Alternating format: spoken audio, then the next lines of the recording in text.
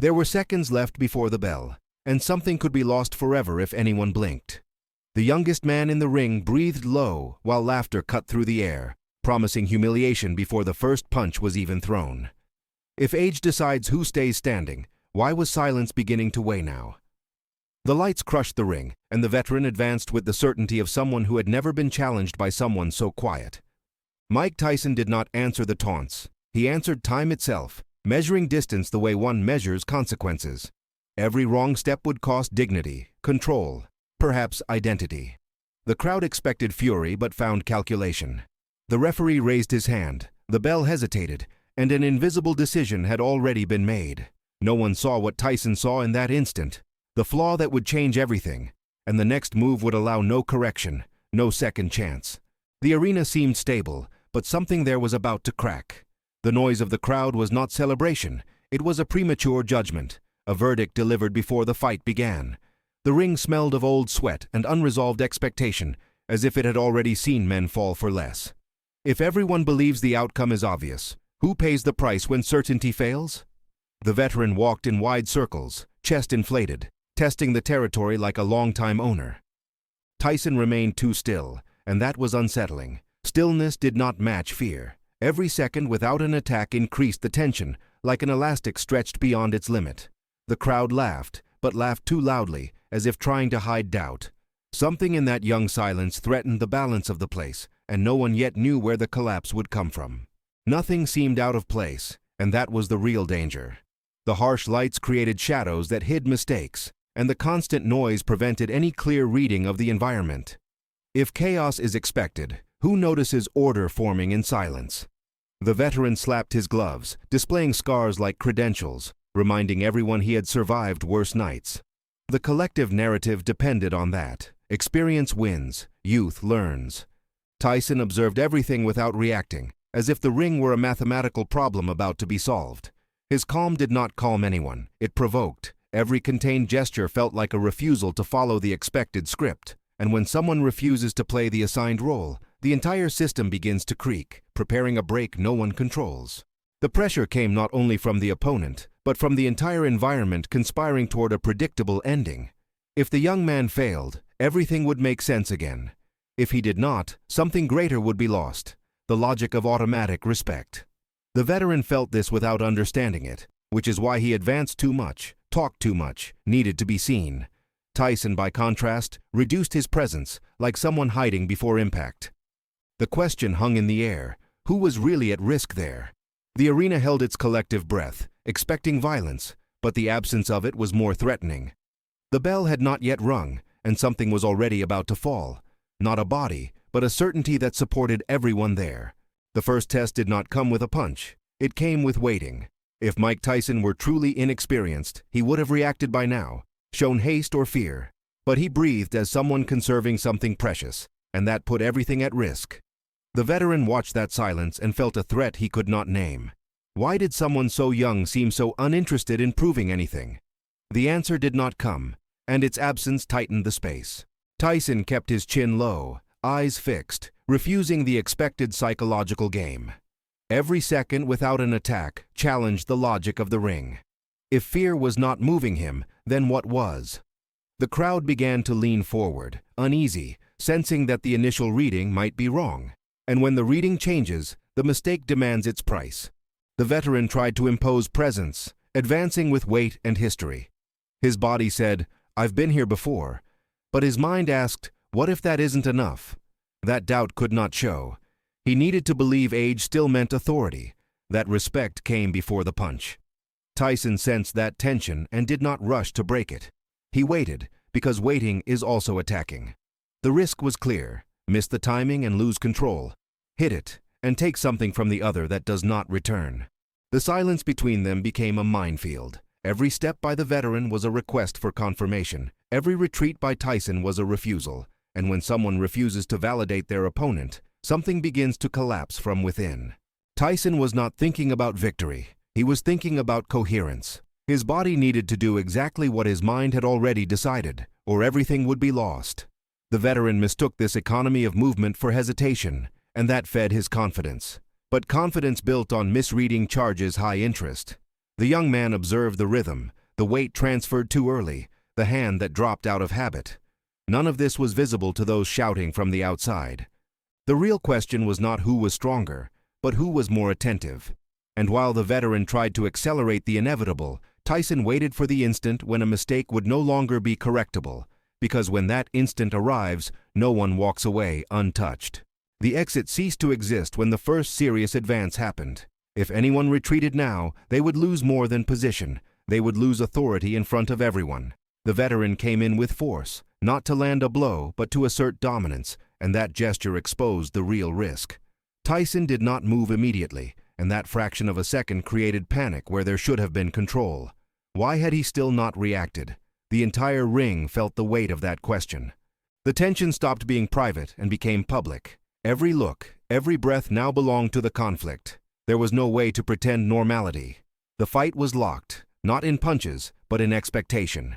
If anyone erred now, they would err loudly, before everyone, with no chance to erase the moment. The veteran insisted, increasing the pace to force a response. He needed to break the other's silence, needed to see him commit a human error. Tyson responded with less than expected, and that was more disturbing than any attack. A minimal adjustment of stance, a short slip, nothing that looked like a fight. But that almost nothing carried a clear threat. Everything was being measured. The crowd began to feel that something was escaping common understanding. If the young man was not fleeing, what was he preparing? The veteran felt control slipping and tried to regain it with aggression, but every extra movement narrowed the space for correction. The conflict now had its own rhythm, and no one could slow it down. Humiliation ceased to be a distant possibility and became an imminent risk. It was no longer about winning, it was about not falling. The veteran realized this too late and doubled down, believing intensity would solve what reading had not. Tyson accepted the pressure like someone accepting a difficult equation, not with anger, but with focus. The ring felt smaller, the air heavier. Every second accumulated consequences that could not be undone. The approaching mistake would not be merely technical, it would be symbolic. And when symbols fall, they fall for everyone to see. The question now was not if something would happen, but who would still be standing when it did. Everything felt about to explode, and that sensation itself was the trap. If anyone lost control now, there would be no return. The veteran accelerated, confusing urgency with necessity, and every advance carried more desperation than strategy. Tyson noticed the change and did not attack. He let the other spend something that does not come back. The crowd interpreted this as delay, but the delay was the invisible strike. The more the veteran forced, the narrower the path became. The question hovered. When does someone realize they have gone too far in? The ring groaned under the weight of this escalation, and the silence between blows said more than the noise. Something was being prepared, but no one knew exactly what, only that it would not be reversible. The false calm appeared like a dangerous invitation. Tyson relaxed his shoulders, reduced his movements even further, offering the other the illusion of safety. If that were fear, the final attack would come easily. The veteran believed it because he needed to believe it. His identity depended on it. He advanced with renewed confidence, ignoring signs too small for those who see only force. Every gesture from Tyson seemed passive, but carried intention. The crowd felt the shift in atmosphere without understanding its cause, like the moment before an accident. The error was not in the punch that would come, but in the assumption that preceded it. And when assumptions fail, the fall is not only physical, it is mental. The trap closed without sound. The veteran was no longer fighting the young man in front of him. He was fighting the idea of losing space. Tyson observed the other's internal clock accelerate, the body acting before the mind. That was all he needed. Escalation turned into exposure. Every additional second increased the cost of the next movement. The crowd began to hold its breath, sensing something was wrong but not knowing where. The fight moved toward a point of no return, where decision and consequence would meet. And when that meeting happens, there is no force capable of stopping what has been built step by step. The moment did not arrive with violence, it arrived with precision. If anyone blinked, they missed everything. The veteran advanced certain that this was the moment, trusting a pattern that had always worked. Tyson did not think, he executed. A minimal shift, almost invisible, removed the young man from the line of impact and exposed something the other did not know how to hide. The air seemed to stop. The strike was not large, it was inevitable. When connection happens without excess, It reveals intention, not anger. The crowd was still trying to understand what it saw when balance changed sides. The question no one dared to ask was now too simple to be comfortable. How could something so small decide so much? Everything happened within seconds that allowed no emotional replay. The veteran's body reacted before his mind, and that sealed the outcome. Tyson kept his breathing low, eyes on target, as if training alone. There was no celebration, because celebration would admit effort. The impact was clean, direct, and carried a message impossible to ignore. The sound of the crowd disappeared, replaced by a heavy, almost embarrassed silence. The veteran understood before he fell. Understood that he had not lost to strength, but to reading. That understanding hurt more than the punch. The ring witnessed not a fall, but an internal break that could not be hidden. When the body touched the ground, something larger fell with it. Tyson remained standing, motionless, refusing the expected spectacle. If he advanced now, he would destroy. By stopping, he taught. Time resumed too slowly, giving space for understanding to settle. The veteran tried to get up, but it was no longer a matter of legs. The crowd watched in silence, sensing they had witnessed something that would not repeat the same way. Those seconds did not end the fight, they redefined its meaning.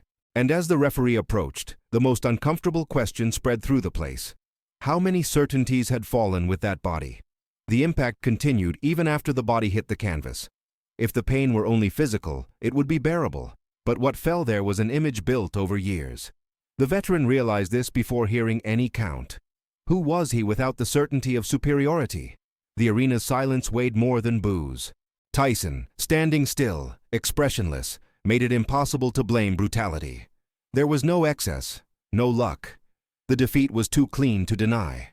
The veteran tried to anchor himself in memories of past fights, but none explained what had just happened. The question cutting through him was cruel. If experience did not guarantee control, what remained?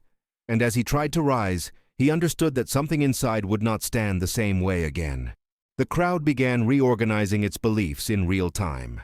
The veteran felt this in their gaze, not pity, but re-evaluation. Automatic respect had been suspended. He realized he had always confused fear with authority, and that confusion now left him exposed. Tyson did not approach, provoke, or explain. That silence was the final blow. With no one to hate, all that remained was to face one's own misreading. The veteran felt the weight of every exaggerated gesture made before, every unchallenged certainty. The fight continued inside him, and there was no referee to stop it. The question now was whether he would accept that truth or try to erase it. The ring felt larger after the fall, as if there were too much space for thoughts that could not be avoided. The veteran realized that losing was not the worst outcome. Worse was discovering he had stopped learning. Tyson remained standing, but not like a traditional winner. He occupied the space with control, not domination. That difference hurt more than any punch. The veteran understood he had not been surpassed by age or strength, but by attention. That realization offered no comfort, only responsibility. And when responsibility arrives without warning, it demands an immediate decision: resist change or accept it, knowing nothing will be the same afterward.